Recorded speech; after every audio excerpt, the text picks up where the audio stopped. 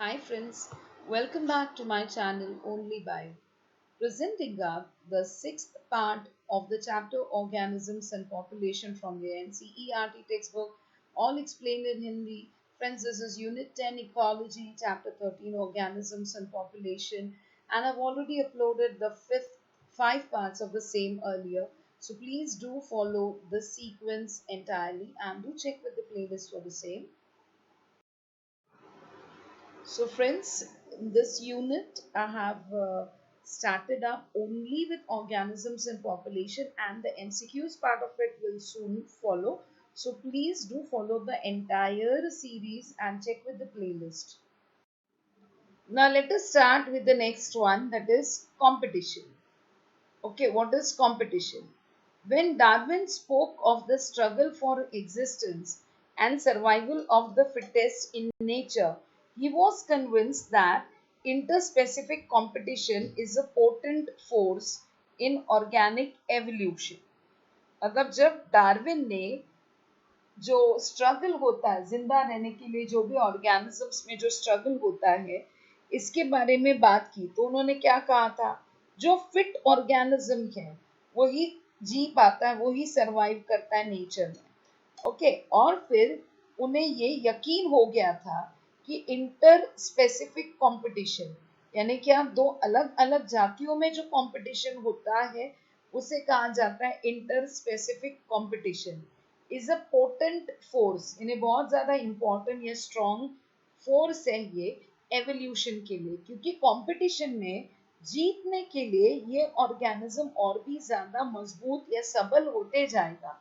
ठीक है, सो इसमें और भी ज्यादा चेंजेस आएंगे और नतीजा क्या होगा? वो जाति जो है वो इवॉल्व होगी।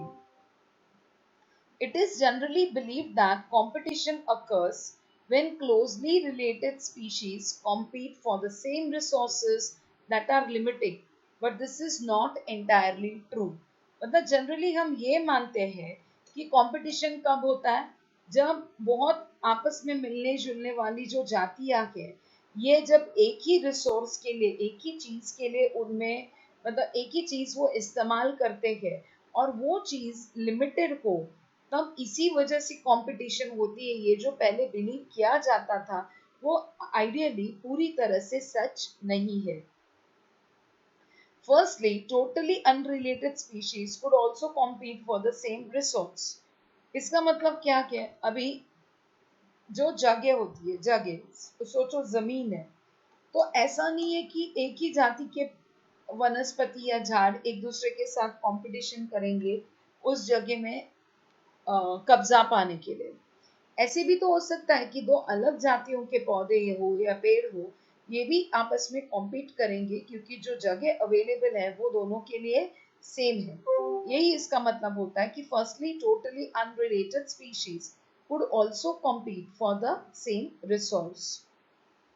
For instance, in some shallow South American lakes, visiting flamingos and resident fishes compete for their common food, the zooplankton in the lake.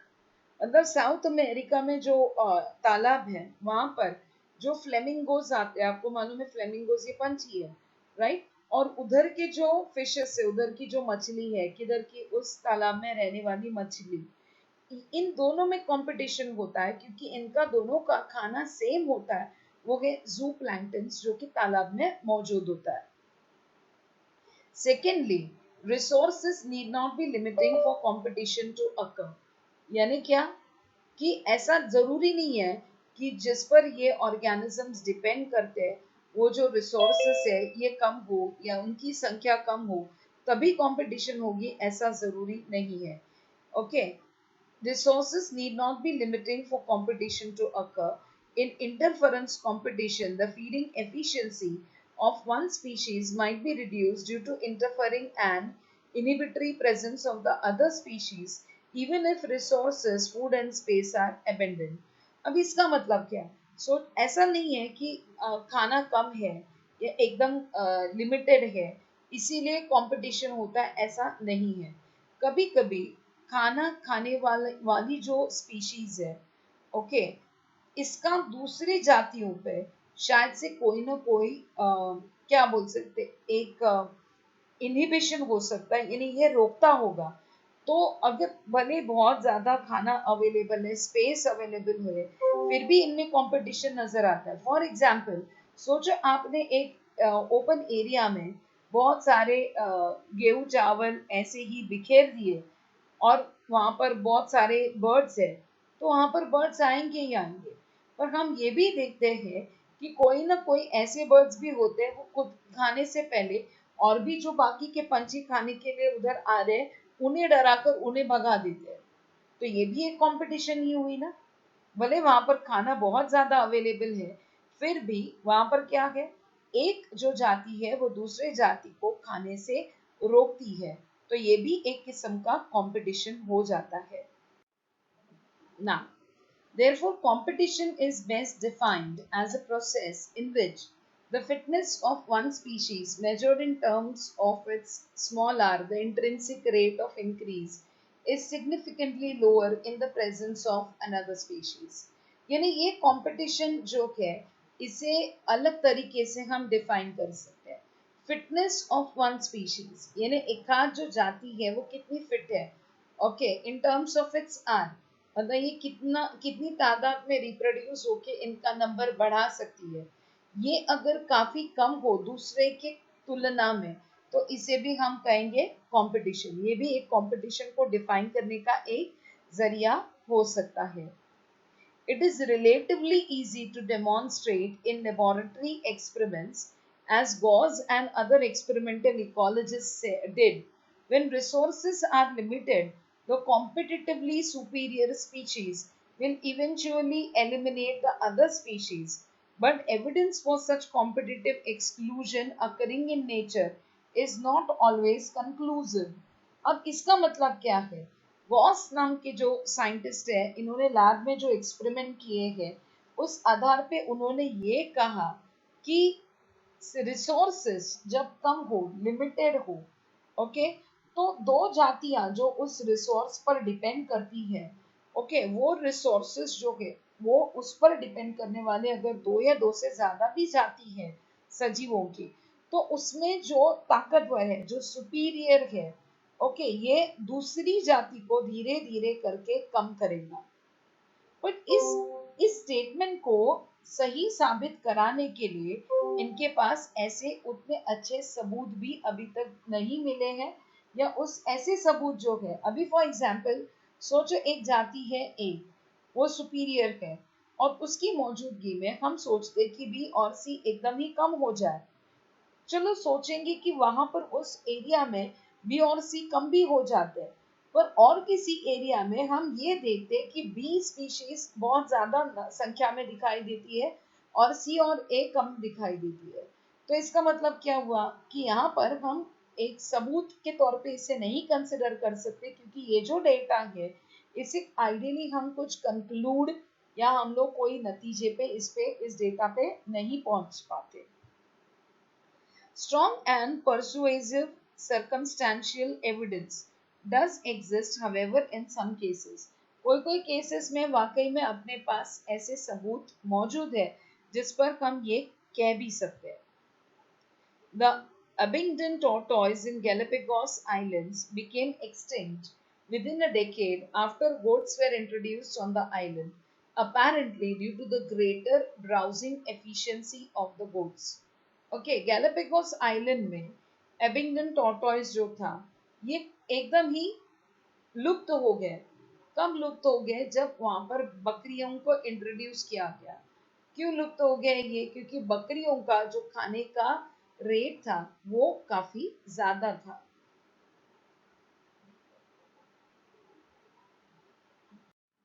Okay, another evidence for the occurrence of competition in nature comes from what is called as competitive release।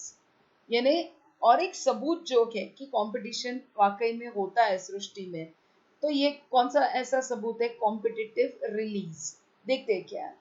A species whose distribution is restricted to a small geographical area because of the presence of a competitively superior species is found to expand its distributional range dramatically when the competing species is experimentally removed।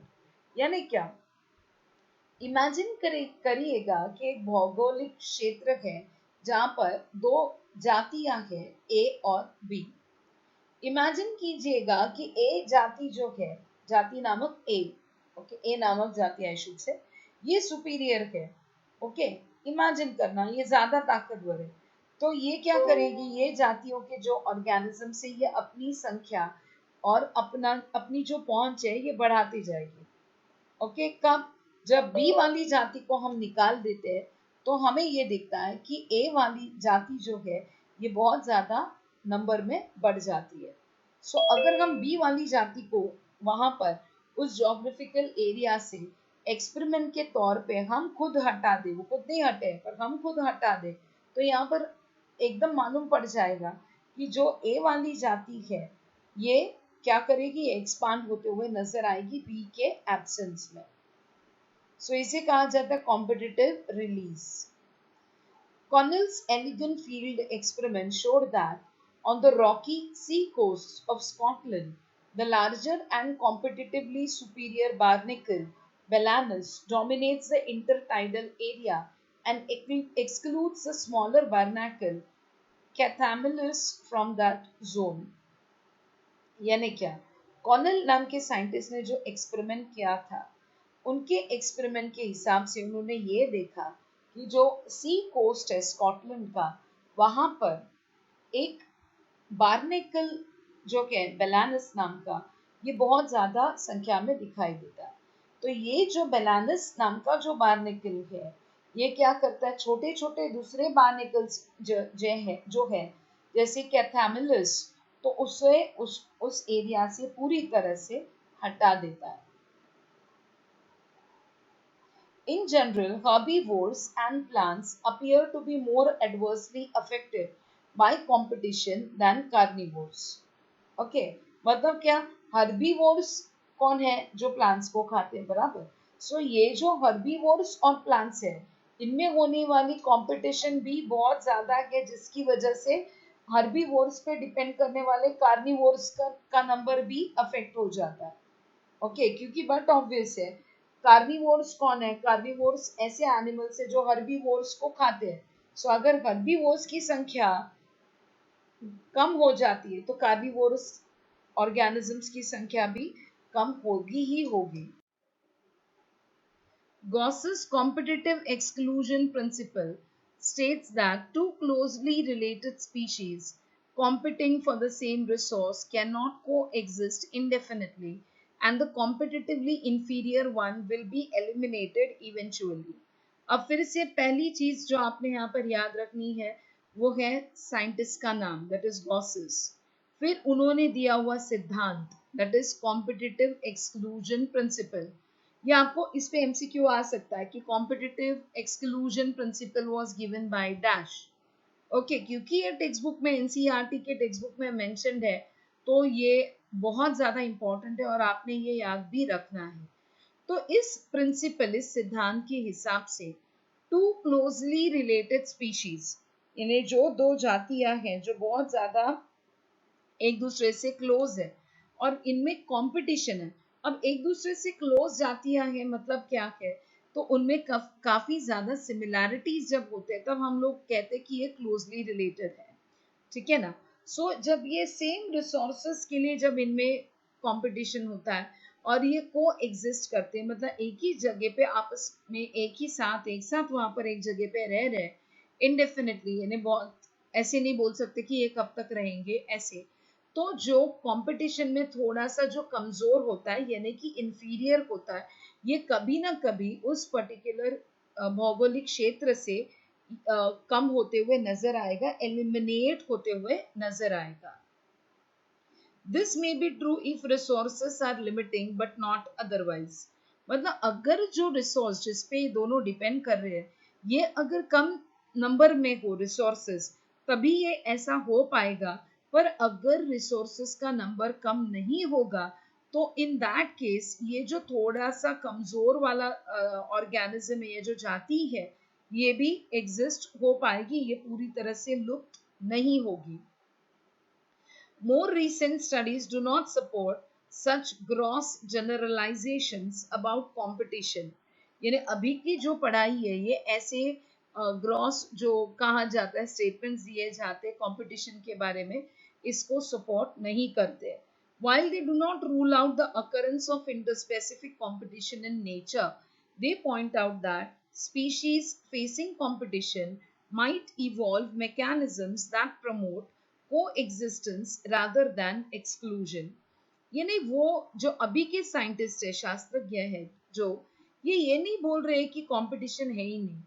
जो दो अलग अलग जातियों के organisms में सृष्टि में competition तो होती ही है, बट जो कंपटीशन में जो ऑर्गेनिजम्स है, जो जातियां वहां पर मौजूद है, ये कोई ना कोई तरीके अपनाएंगे जिससे क्या होगा, जिससे दोनों भी जातियां वहां पर उस पर्टिकुलर क्षेत्र में दोनों भी मिलेंगे या दोनों भी जिएंगे, वहां पर एक साथ जिएंगे, यानी को एग्जिस्ट करेंगे.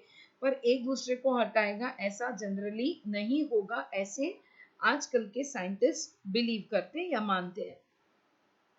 One such mechanism is resource partitioning. मतलब ये क्यों हो सकता है ऐसे, तो रिसोर्स पार्टिशनिंग मतलब थोड़ा जो रिसोर्स है वो थोड़ा तू ले, ये इस हद में जो है वो मेरा है, उस हद में जो है वो तेरा है. ऐसे जब पार्टीशन होगा तब दोनों भी जातियां जो वो रिसोर्स पे डिपेंड करती है, ये दोनों भी आराम से जी पाएंगे. Okay. If two species compete for the same resource, they could avoid competition by choosing, for instance, different times for feeding or different foraging patterns. यानी अगर दो स्पीशीज एक ही चीज पर डिपेंड करती है, निर्भर करती है, तो इनमें जो होने वाली कंपटीशन है इसको पूरी तरह से अवॉइड किया जा सकता है, रोका जा सकता है, फॉर बाय चूजिंग यानी कुछ चॉइस करके इस कंपटीशन को रोका जा सकता है. एग्जाम्पल के तौर पे क्या, डिफरेंट टाइम्स फॉर फीडिंग यानी अलग अलग खाने का समय, यानी खाने का समय बदल कर भी ऐसे किया जा सकता है ताकि कंपटीशन ना हो, बराबर. और डिफरेंट फोरेजिंग पैटर्न्स, ये खाने का तरीका कुछ अलग करके भी इस कंपटीशन को कम किया जा सकता है या अवॉइड भी किया जा सकता है.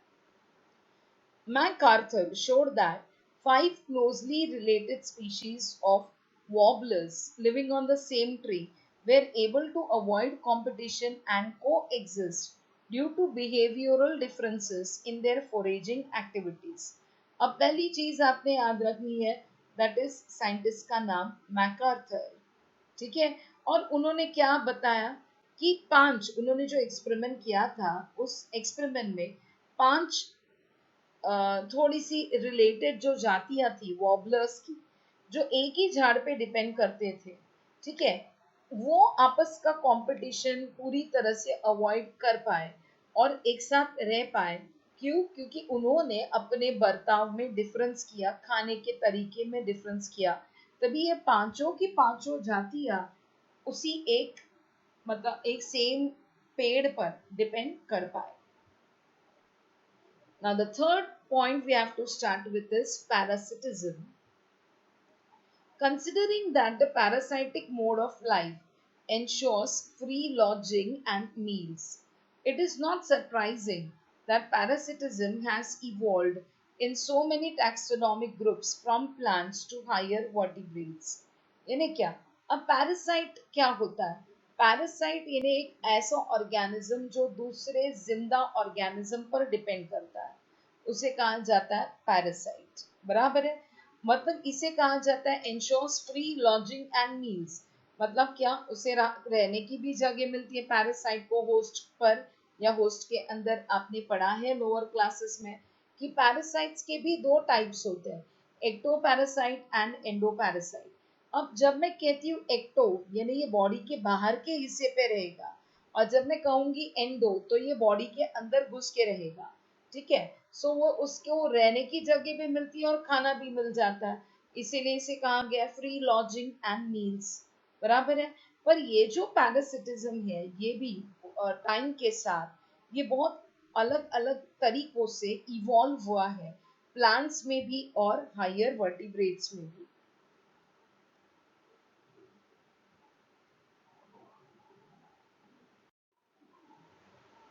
Many parasites have evolved to be host specific, that is they can parasitize only a single species of host in such a way that both host and the parasite tend to co-evolve. That is, if the host evolves special mechanisms for rejecting or resisting the parasite has to evolve mechanisms to counteract and neutralize them in order to be successful with the same host species. यानी क्या? अब host parasite का relationship हमें मालूम है।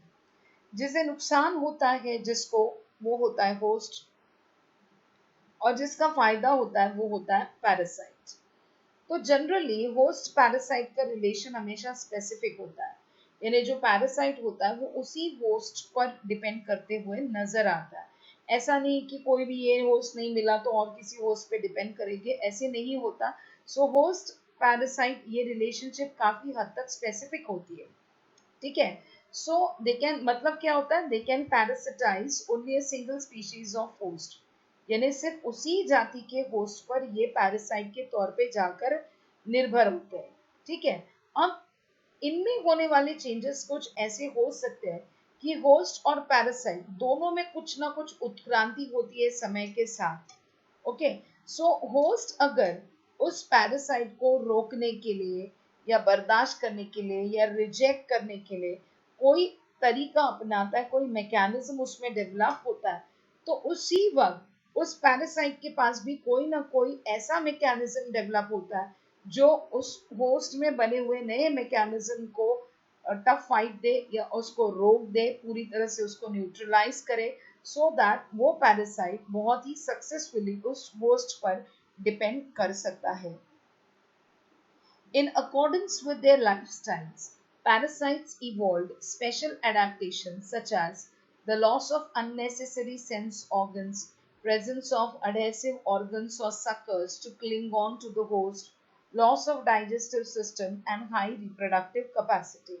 यानी उनके lifestyle के हिसाब से पैरासाइट में भी इतने ज्यादा बदलाव हुए हैं समय के साथ, और वो जो पैरासाइट है वो होस्ट के साथ एडजस्ट करने के लिए पैरासाइट में अनेक बदल नजर आते हैं, जैसे कि उनमें सेंस ऑर्गन्स जो के सेंसरी ऑर्गन्स वो उनमें जरूरी नहीं पड़ते, क्योंकि वो एक बार पैरासाइट को पकड़ ले तो उन्हें बाकी के सेंस ऑर्गन्स की जरूरत भी नहीं पड़ती। तो वो धीरे धीरे करके सेंस ऑर्गन्स इनमें दिखना बंद हो गए। फिर इनमें सेंस ऑर्गन्स के जगह पे क्या दिखाई देने लग गया, तो इनमें कोई ऐसे अलग अवयव निर्माण हुए जो अडहेसिव है, यानी चिपकाने में मदद करते, सकर्स हो या अडहेसिव ऑर्गन्स हो, यानी कोई ऐसा चिपचिपा कोई एरिया डेवलप हो जाता है जिससे ये जो पैरासाइट है ये होस्ट के किसी भी अवयव को जाकर चिपक सके और उसमें मौजूद ब्लड को डायरेक्टली सक कर सके, ठीक है। अब ब्लड अगर डायरेक्टली मिल रहा हो तो इन्हें फिर डाइजेस्टिव सिस्टम की जरूरत ही क्या है, क्योंकि इन्हें तो रेडीमेड खाना मिल रहा है, बराबर है। तो इसमें डाइजेस्टिव सिस्टम की जरूरत भी नहीं होती। फिर ये जो पैरासाइट है ये छोटे भी होते जाते, चपटे भी होते जाते हैं, पर इनमें रिप्रोडक्टिव कैपेसिटी तो बहुत ज्यादा बढ़ जाती है क्योंकि खाना पीना मजबूत मिल रहा होता है इनको। The life cycles of parasites are often complex, involving one or two intermediate hosts or vectors to facilitate parasitization of its primary host. यानी पैरासाइट का जो लाइफ साइकिल है इसमें होने वाले जो चेंजेस है ये देखने पे ये समझ में आता है कि वो काफी कॉम्प्लेक्स है।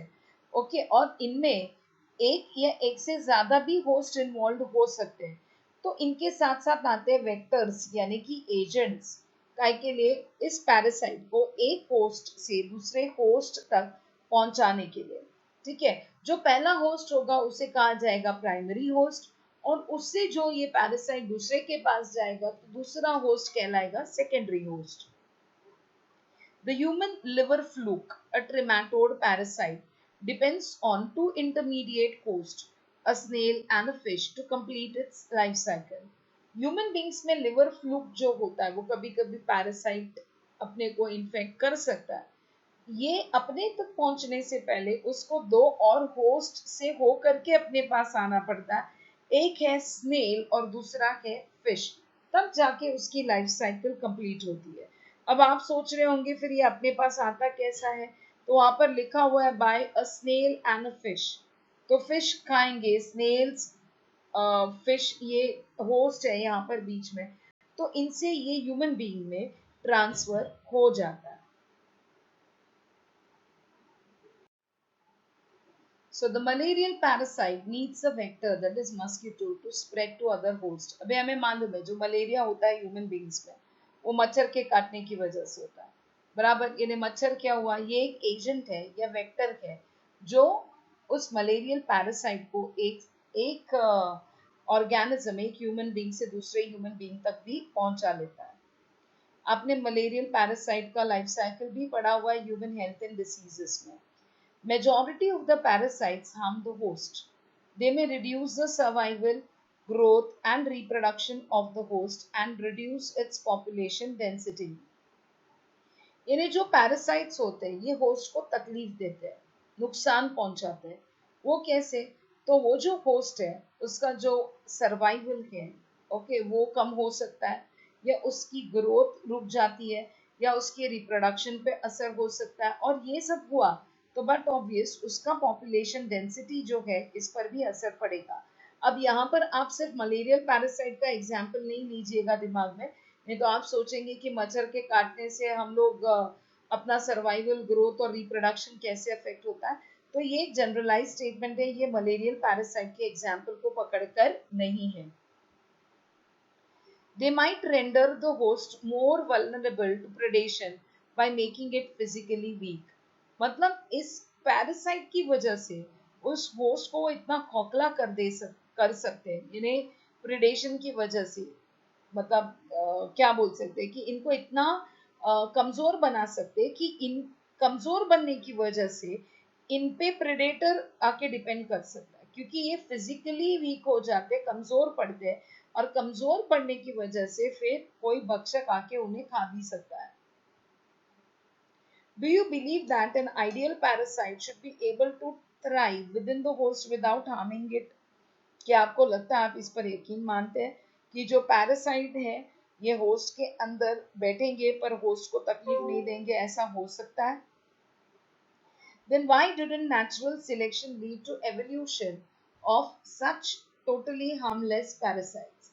In a natural selection में ये जो organisms है, ये parasites है या ये host है, इनमें evolution क्यों नहीं हुआ? Okay, okay. Parasites that feed on the external surface of the host organism are called as ectoparasites. मैंने कहा जो एक्सटर्नल, बाहरी हिस्से पे जो डिपेंड करते हैं, ऐसे पैरासाइट को हम कहते हैं एक्टोपैरासाइट। फॉर एग्जाम्पल आप ले सकते हैं मच्छर। मच्छर अपने बॉडी पर बाहर से डिपेंड करता है, अंदर जाके जिंदा नहीं रहता, बराबर है। सो मच्छर क्या बना, ectoparacyte, ecto यानी towards the outer side. The most familiar examples of this group are the lice on the humans and ticks on the dogs.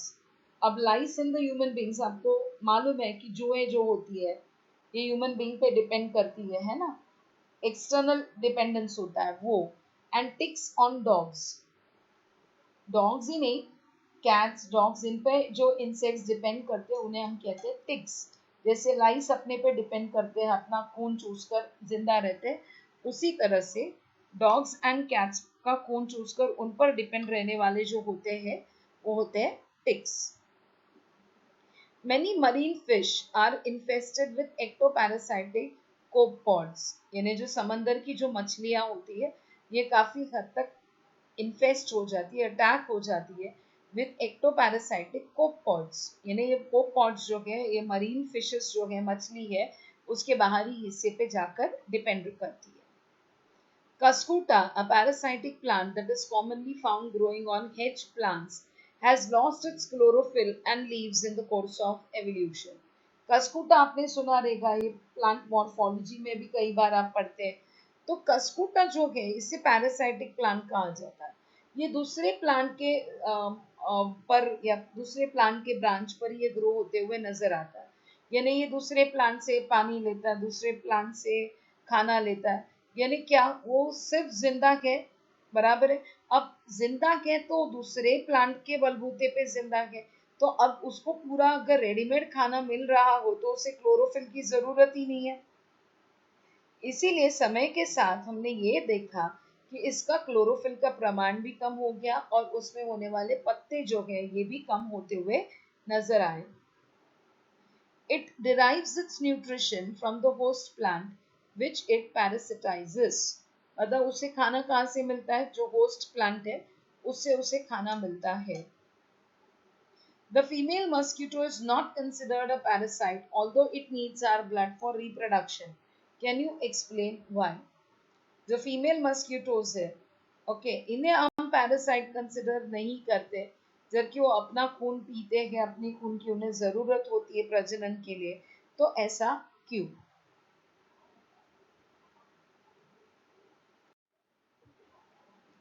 In contrast, endoparasites are those that live inside the host body at different sites like liver, kidney, lungs, red blood cells, etc.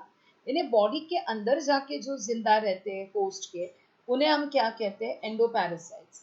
ये अलग अलग अवयवों में जाकर रह सकते हैं, जैसे कि हो लिवर, किडनीज, लंग्स या आरबीसी यानी कि red blood cells. The life cycles of endoparasites are more complex because of their extreme specialization।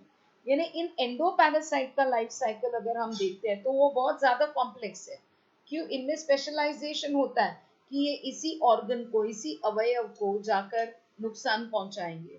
भले वो बॉडी में पूरी तरह से क्यों ना घूमे, पर वो अफेक्ट करेंगे एकाध, टिपिकल एकाध ऑर्गन पर। Their morphological and anatomical features are greatly simplified while emphasizing their reproductive potential। अब इनकी जो मॉर्फोलॉजिकल फीचर्स है, यानी कि स्ट्रक्चरल, एनाटॉमिकल यानी जो अंदर वाले फीचर्स है, एक्सटर्नल यानी मॉर्फोलॉजिकल, इंटरनल फीचर्स यानी एनाटॉमिकल फीचर्स, ये बहुत ज्यादा सिंपल होते हैं। Okay, while emphasising their reproductive potential, यानी इनके वो स्ट्रक्चर्स काफी सिंपल होते हैं। जब हम इनके प्रजनन क्षमता देखते हैं तब ये महसूस होता है, या ये तब नोट किया जा सकता है। Brood parasitism in birds is a fascinating example of parasitism in which the parasitic bird lays its egg in the nest of its host and lets the host incubate them। ये आपने शायद सुना रहेगा कि कोयल जो होती है, कोयल के अंडे जो होते हैं, ये कोयल कौवे के नेस्ट में जाके रखती है, और जो कौवा होता है उसे लगता है कि अपने ही अंडे, और वो उस पर बैठकर उसे इंक्यूबेट भी करता है। तो ये क्या हुआ? ब्रूडिंग हुआ ना। जब इंक्यूबेशन होता है इस कदर, तो उसे हम कहते हैं ब्रूडिंग। तो यहाँ पर एक बर्ड दूसरे बर्ड पर डिपेंड कर रहा है सिर्फ ब्रूडिंग के लिए, इसीलिए इसे कहा जाता है brood parasitism. During the course of evolution, the eggs of the parasitic bird have evolved to resemble the host's egg in size and color to reduce the chances of the host bird detecting the foreign eggs and ejecting them from the nest। यानी उत्क्रांति के साथ साथ जो अभी जो example मैंने यहाँ पर दिया कोयल और कौवे का, तो कोयल के अंडों में इतने सारे बदलाव होते हुए नजर आते हैं कि उस अंडों का साइज या कलर जो है वो इतना ज्यादा बदल गया, और वो कौवे के अंडों जैसे ही उनका रंग भी है और साइज भी है। इसीलिए कौवे को जरा सा भी शक नहीं होता कि ये किसी और के अंडे हैं, और कौवा उसे अपने घोंसले से हटा नहीं देता। Now, try to follow the movements of the cuckoo, that is quail, and the crow in your neighborhood park during the breeding season, that is spring to summer, and watch the brood parasitism in action। We had a talk about brood parasitism, मैंने आपको example के तौर पे यही दिया था, right? पर अभी नेबरहुड पार्क में कोयल सुनाई भी दे, तभी वो उसका घर देखने के लिए मिलना इज बहुत ही डिफिकल्ट। गांव में अगर आप जाएंगे तो आज भी ये ब्रूड पैरासिटिज्म का एग्जाम्पल आपको विटनेस करने मिल सकता है, पर यहाँ पर एग्जाम्पल के तौर पे आपको इसको याद रखना है। Now the next thing that we have to study is commensalism। This is the interaction in which one species benefits and the other is neither harmed nor benefited। मतलब क्या? एक स्पीशीज या एक जाति जो है उसे फायदा होता है और दूसरे को ना फायदा ना नुकसान, ठीक है ना. An orchid growing as an epiphyte on a mango branch and barnacles growing on the back of a whale benefit, while neither the mango tree nor the whale derives any apparent benefit. Orchids जो होते हैं, जो mango पे grow होते हैं as an epiphyte just support के लिए, तो उन्हें सपोर्ट मिल जाता है, मतलब उन्हें बेनिफिट मिल जाता है, बराबर है. पर मैंगो प्लांट को ना उससे कोई फायदा है ना उससे कोई नुकसान है. ठीक उसी तरह से बार्निकल्स जो है, जो वेल की पीठ पे उनको चिपक कर घूमते वेल्स के साथ, तो उन्हें क्या फायदा होता है, उनको एक प्रोटेक्शन मिलता है, राइट, और फ्री मुफ्त का ड्राइव मिलता है. पर वेल को ना उससे फायदा होता है ना नुकसान. The cattle egret and grazing cattle in close association, a sight you're most likely to catch if you live in farmed rural areas, is a classic example of commensalism. Cattle egret जो आपको दिखता है, जो घास खाने वाले गाय भैंस होते हैं, ओके, वो चरते वक्त उनके ऊपर आके पंछी बैठ जाता है, ओके. तो उन्हें क्या होता है कि वो आराम से आकर बैठे रेस्ट करते हैं थोड़ी देर, पर कैटल को ना फायदा होता है ना नुकसान होता है. So this is again another example of कमेंसालिज्म.